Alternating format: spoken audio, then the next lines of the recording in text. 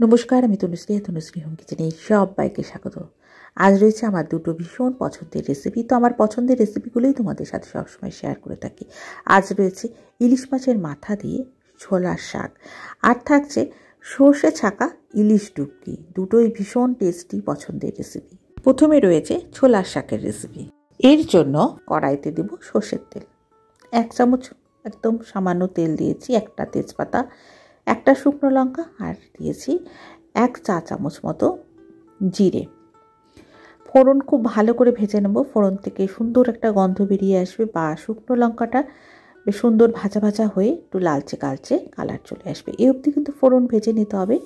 এরপরে দিয়ে দিতে হবে আগে থেকে কেটে রাখা ছোলার শাক। শীতকালে এই ছোলার শাক বেশ অল্প কয়েকদিনই পাওয়া যায়। তো বাজারে আজকে আমি ছোলার শাকটা দেখতে পেয়েছিলাম, তো ভাবলাম আজকে এই শাক দিয়ে একটা টেস্টি রেসিপি বানানো যাক, যেটা আমার বেশ পছন্দের একটা রেসিপি তোমাদের সাথে শেয়ার করছি। দেখো বন্ধুরা, শাকের থেকে বেশ খানিকটা জল বেরিয়েছে, তো জলটা কিন্তু টানিয়ে নিতে হবে। আর এই জল বেরিয়েছে যেহেতু, আমি শাকেতে স্বাদ মতো লবণ দিয়েছি আর সামান্য একটু হলুদ দিয়ে ঢাকা দিয়ে রেখেছিলাম। তো জলটা টানিয়ে গেছে আর শাকটাও কিন্তু ভাজা ভাজা হয়ে এসছে। সব শেষে 2-4টে কাঁচা লঙ্কা চেরা দিয়েছি, এতে শাকের টেস্ট আর ফ্লেভার অনেকটাই বেড়ে যাবে। দেখো বন্ধুরা, শাকটা ভাজার পর শাকটা বেশ ঝুরঝুরে মনে হচ্ছে। তো শাকের মধ্যে যদি একটু পিটালি বা পিটুলি মিশানো যায়, তাহলে কিন্তু শাকের টেস্টও ভালো হবে, দেখতেও ভালো লাগবে। শাক রান্নার পর শাক ছাড়া ছাড়া মনে হবে না, বেশ এক জায়গায় দলা মতো থাকবে। তো কিছুই না, সামান্য একটুখানি চালের গুঁড়ো জলের মধ্যে গুলিয়ে নিতে পারো। চালের গুঁড়ো না থাকলে আটা বা ময়দা অল্প একটু জলে গুলিয়ে সেটা মিশিয়ে নেওয়া যেতে পারে। সবশেষে আমি একটুখানি চিনি দিয়েছি, 1/2 চা চামচের মতো, বা চিনিটা স্কিপ করতে পারো। ব্যাস, শাক ভাজা তৈরি হয়ে গেল। তো নিরামিষ ছোলার শাক ভাজা একদম তৈরি। মিনিট 2 কম আঁচে ঢাকা দিয়ে রাখতে হবে, যাতে কাঁচা লঙ্কার ফ্লেভারটা শাকের মধ্যে খুব ভালো মতো মিলেমিশে যায়। তো ছোলার শাক নিরামিষভাবে তৈরি হয়ে গেল। তবে বন্ধুরা, আজকে তৈরি হবে ইলিশ মাছের মাথা দিয়ে ছোলার শাক ভাজা।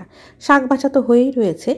এবার অন্যদিকে আমি ইলিশ মাছের মাথা অল্প নুন হলুদ দিয়ে বেশ কড়া করে ভেজে রেখেছিলাম।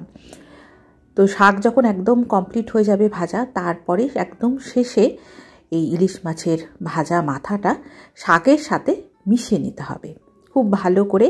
স্প্যাচুলা দিয়ে ইলিশ মাছের মাথাটা দেখো আমি একটু টুকরো টুকরো করে নিয়েছি, যাতে ইলিশ মাছের ফ্লেভারটা শাকের সাথে সুন্দরভাবে মিলেমিশে যায়। এবার গ্যাসের ফ্লেম একদম কমিয়ে দিয়ে ঢাকা দিয়ে রাখবো আরও মিনিট 2-এর জন্য, যাতে শাকের সাথে ইলিশ মাছের মাথাটা বেশ সুন্দরভাবে মজে যায়। ব্যাস, তৈরি হয়ে গেল ইলিশ মাছের মাথা দিয়ে ছোলার শাক ভাজা, যেটা গরম ভাতের সাথে অপূর্ব লাগবে। এবার নেক্সট রেসিপিতে চলে যাব। সর্ষে ছাকা ইলিশ ডুবকি ভীষণই টেস্টি, গরম ভাতের সাথে অসাধারণ লাগে। তো বন্ধুরা, ইলিশ ডুবকি বানানোর জন্য প্রথমে ইলিশ মাছে পরিমাণ মতো নুন হলুদ মাখিয়ে 5 মিনিটের জন্য রেখে দেবো। 5 মিনিট পর পরিমাণ মতো সর্ষের তেল দেবো। তেল ভালো মতো গরম হয়ে গেলে একটা একটা করে মাছ সর্ষের তেলে ছেড়ে দেবো। এক পিঠ হয়ে গেলে আর এক পিঠ উল্টে পাল্টে হালকা করে ভেজে নিতে হবে। এবার একটা মশলা বানিয়ে নিতে হবে। এর জন্য 1 চামচ করে কালো সর্ষে, সাদা সর্ষে দিয়েছি 2 রকম, চাইলে যে কোনো একটা সর্ষে দিয়েও বানাতে পারো। ঝালটা নিজের পছন্দ মতো। 3টে কাঁচা লঙ্কা দিয়েছি, একটা শুকনো লঙ্কা দিয়েছি। এর সাথে 2 চা চামচ দিয়ে দেবো টক দই, এতে রেসিপির টেস্ট খুব ভালো হবে। এর সাথে আমি অল্প জল দিয়েছি আর 1/2 চামচ দিয়েছি লবণ। লবণ দিলে সর্ষের তেতো ভাবটা কেটে যাবে। সমস্ত কিছু ভালো করে মিক্সিতে পিষে নিয়েছি। দেখো, এর মধ্যে সুন্দরভাবে স্মুথভাবে পেস্ট হয়ে গেছে। তবে সর্ষের মধ্যে যে কালো সর্ষের খোসাটা, সেটা থেকে যায়, আর এই খোসাটাই কিন্তু আমাদের হজমে গণ্ডগোল করে, হজম হতে চায় না, গ্যাস অম্বল হয়। তো এরকমভাবে বড় ছাঁকনিতে যদি সর্ষেটা ছেঁকে নেওয়া যায়, তাহলে দেখবে গ্যাস অম্বল হবে না। সর্ষের যে কোনো রেসিপিতে এরকমভাবে ছেঁকে ব্যবহার করতে পারো। গ্যাস অম্বলের যাদের প্রবলেম আছে, সেটা থেকে খানিকটা রেহাই পাওয়া যাবে। এবার মাছগুলো ভাজা হয়ে গেছে, আমি তুলে রেখেছি। আর ওই একই তেলে দিয়েছি 1/2 চামচ মতো কালো জিরে আর একটা শুকনো লঙ্কা। একই রকমভাবে শুকনো লঙ্কাও আমি ভালো করে ভেজে নেব। ফোড়ন খুব ভালো মতো ভাজা হয়ে গেলে আগে থেকে ছেঁকে রাখা সর্ষে বাটা সেটা দিয়ে দিলাম। সর্ষেটা যখন আমি ছেঁকেছিলাম তখন এর মধ্যে আমি হাফ কাপ জল মিশিয়ে নিয়েছিলাম, একটু পাতলা করে নিয়েছিলাম, তারপর সর্ষেটা ছেঁকে নিয়েছি। এর সাথে পরিমাণ মতো লবণ দিয়ে দিলাম আর সামান্য হলুদ দিয়েছি, দিয়ে সমস্ত কিছু ভালো করে নেড়ে ছেড়ে মিশিয়ে নেব। এর সাথে আমি আর একটু জল অ্যাড করে দিলাম। এই ঝোলটা কিন্তু একটু পাতলাই হবে, সর্ষে বাটার ঝোলটা। এরপর আগে থেকে ভেজে রাখা ইলিশ মাছগুলো দিয়ে দিয়েছি, দিয়ে ভালো করে এক পিঠ উল্টে নিলাম। উল্টে দিয়ে 2-4টে কাঁচা লঙ্কা চেরা সেটা দিয়ে দিলাম, এতে ফ্লেভারটা খুব ভালো হবে।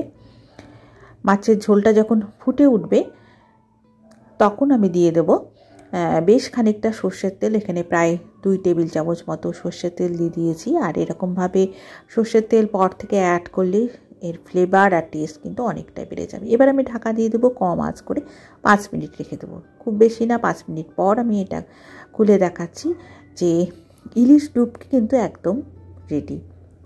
গরম ভাতের সাথে এই রেসিপি কিন্তু অসাধারণ লাগে। ব্যাস তৈরি হয়ে গেল সর্ষে ছাকা ইলিশ ডুবকি, ভীষণই টেস্টি আজকের এই দুটোই রেসিপি। তো বন্ধুরা, আজকের দুটো রেসিপিই ছিল ভীষণ সহজ। আর এই ধরনের সহজ রেসিপিগুলো ভালো লাগলে অবশ্যই লাইক করে পাশে থাকবে। আজ এই পর্যন্ত, আবার চলে আসবো নতুন কোনো ফ্লেভার নিয়ে। আজকের রেসিপি ভালো লাগলে অবশ্যই কমেন্ট করে জানাবে, ভালো লাগলে লাইক করে পাশে থাকবে। আজকে কোনো নতুন বন্ধু থাকলে সাবস্ক্রাইব করে রেখো আর বেল আইকনটি প্রেস করে রেখো এই ধরনের সহজ নিত্য নতুন রেসিপির আপডেট পাওয়ার জন্য। সকলে ভালো থেকো, ধন্যবাদ।